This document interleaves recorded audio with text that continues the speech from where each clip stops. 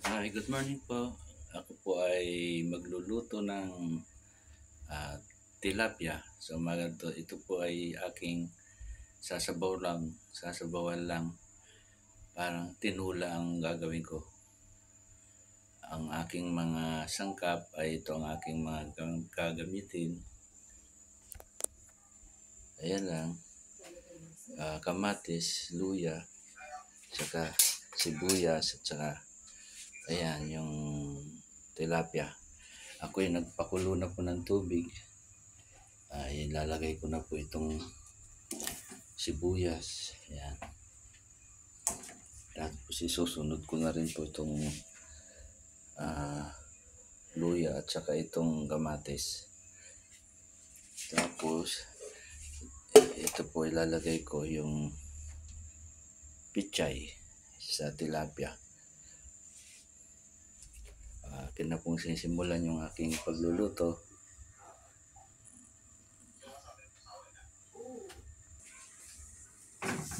Ayan po, ilagay ko na po yung yung kamatis, sibuyas, pinapakuluan ko. Tapos nandyan na rin po yung luya. Pakukuluin ko lang po yan. Tapos ilalagay ko na rin po yung isda.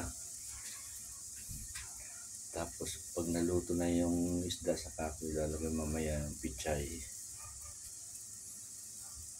Tayin po lang natin siyang kumulo para mailagay na natin yung tilapia. Ito po siya, ilagay ko na po yung tilapia. Ayan. Lagyan na natin yan, tilapia. Yun. Tayin lang po natin siyang kumulo. Ayan na po siya, yung tilapia natin. Tayin po natin siyang kumulo ng kumulo. Hanggang sa maluto na yung tilapia. Saka natin mamaya timplahan at saka yung pichay. Ayan. Tatakpan ko muna po siya. Ito po yung aking gagamitin na asin. Iodized po ang ginagamit kasi namin asin. Hindi kami gumagamit ng mga hindi iodized. Yan po. Iodized salt, UFC. Yan po yung aking pang-aasin sa ating sinabawan tilapia. Ito, lalagyan ko na po ng asin. Ayan. Ayan na po siya. Ayan. Atin pong titikman kung yung alat niya. Kunti pang asin. Ayan.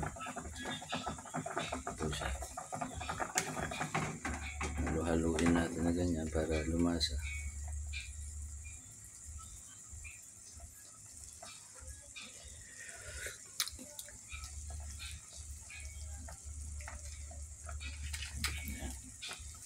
Ayan.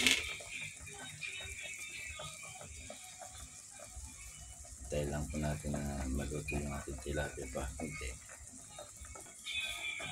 Ito na po, akin na pong ilalagay yung pichay kasi okay na po yung pagkaluto ng ating tilapia. Ilalagay ko na po itong pichay natin. Ayan, ayan.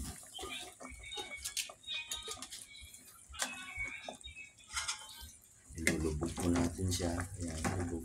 Isang kulo lang po ito, pwede na. Ayan. Ayan.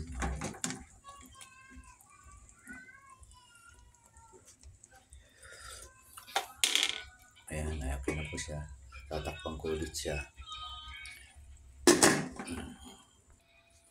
Ayan na po yung aking nilutong sinabawan na tilapia. Luto na po.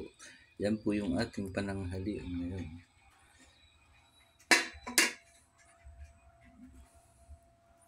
Hanggang dito na lang po. Nandito na lang po. Sana huwag niyong kalimutan i-subscribe yung aking channel. At pakishare na rin po.